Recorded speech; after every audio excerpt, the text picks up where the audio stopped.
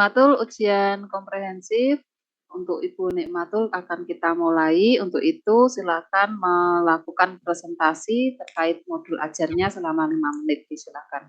Oke. Ibu, saya perlu share screen.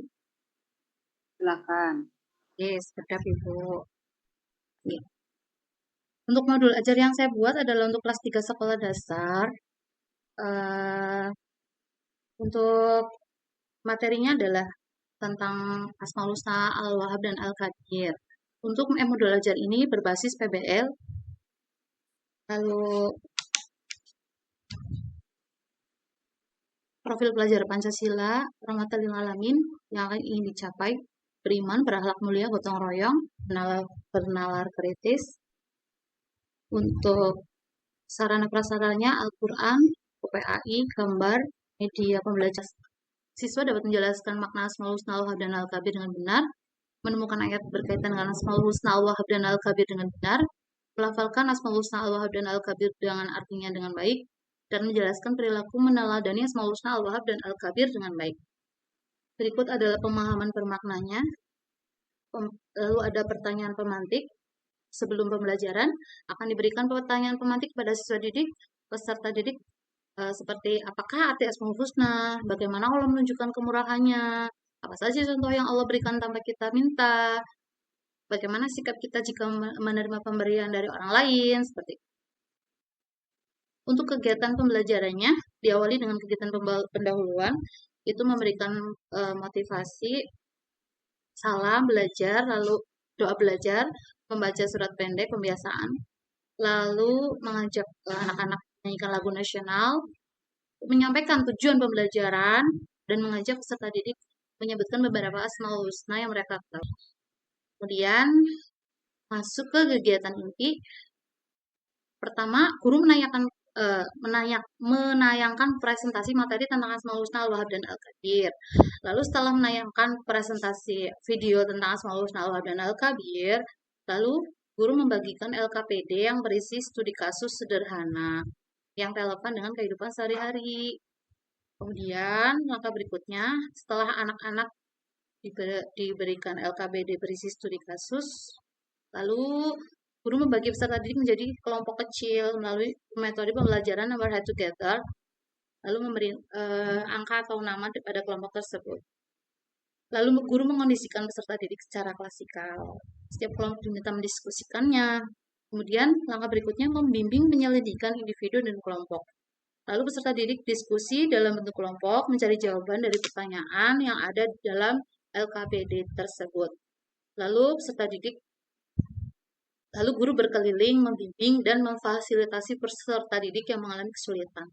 Langkah yang keempat, mengembangkan dan menyajikan hasil. Jadi setiap kelompok menyajikan hasil diskusi mereka sesuai dengan masalah yang telah diberikan. Lalu kelompok lain memberikan pertanyaan atau tanggapan, dan guru meluruskan jika ada pemahaman yang kurang tepat. Langkah yang terakhir atau kelima adalah analisis dan evaluasi proses pemecahan masalah.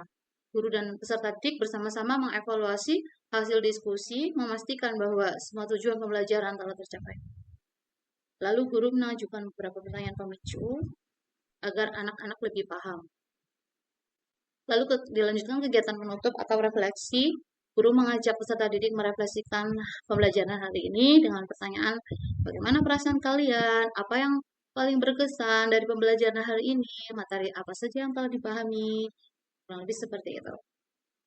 Lalu kesimpulan terakhir, guru menyimpulkan pembelajaran dengan menegaskan kembali makna dan pentingnya Asmaul Husna yang telah dipelajari, serta mengaitkan dengan tujuan pembelajaran yang sudah tercapai. Dan yang terakhir, penugasan dan menutup. Guru memberikan penugasan berupa latihan soal studi kasus untuk kelompok pertama, yaitu studi kasus tentang pemahaman Al-Wahhab atau Maha Pemberi. Kelompok yang berikutnya ini kasusnya berbeda karena ini adalah pendalaman materinya tentang Al-Kabir. Mereka berdiskusi bagaimana caranya menerapkan Asmaul Husna Al-Kabir dalam penghargaan tersebut dan bagaimana cara mereka memilih kategori-kategori yang tepat untuk. Kurang lebih itu Ibu apa yang bisa saya sampaikan untuk modul ajar saya. Mohon bimbingan dan masukannya dari Ibu. Oke, terima kasih untuk paparannya Bu Nima. Iya, Bu. Ini saya langsung ke pertanyaan saja. Sudah demikian banyak yang sudah disampaikan. Nah, dari pengembangan modul ajar ini, teori belajar apa yang digunakan sebagai landasan, Bu?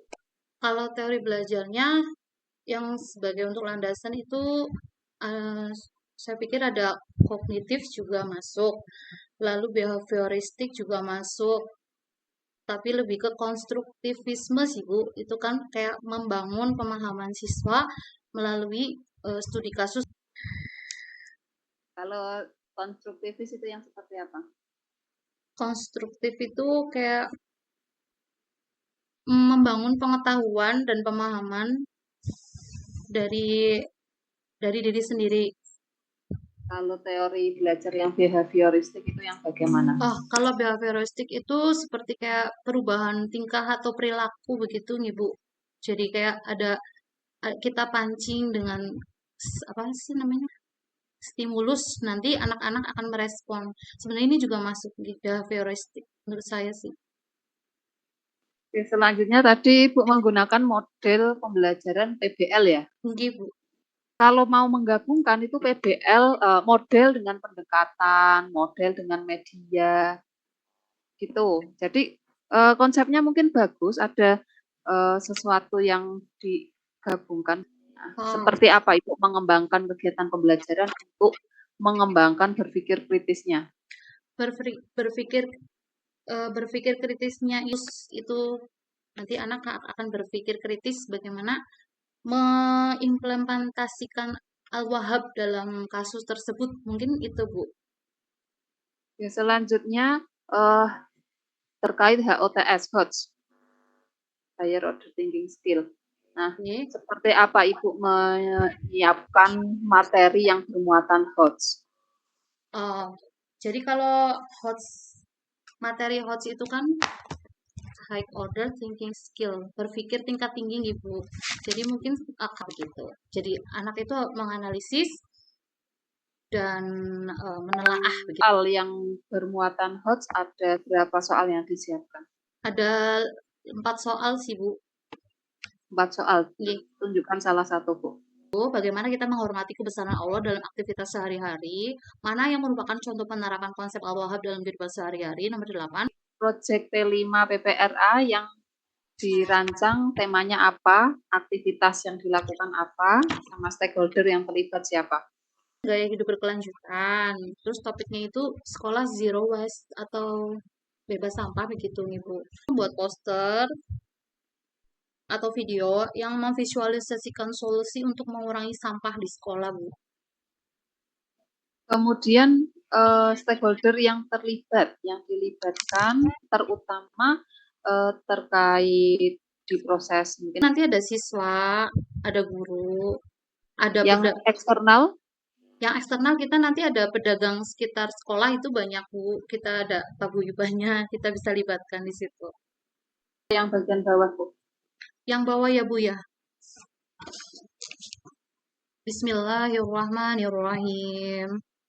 Wal yakhshal law taraku min khalfihim dzurriyyatan dhi'afan khafu 'alaihim falyattaqullaha wal yaqulu qawlan sadida. Disiapkan alat tulisnya ini. Amin. Silakan dituliskan surat Al-Kautsar. Al-Kautsar. Sudah, Ibu. Silakan ditambahkan di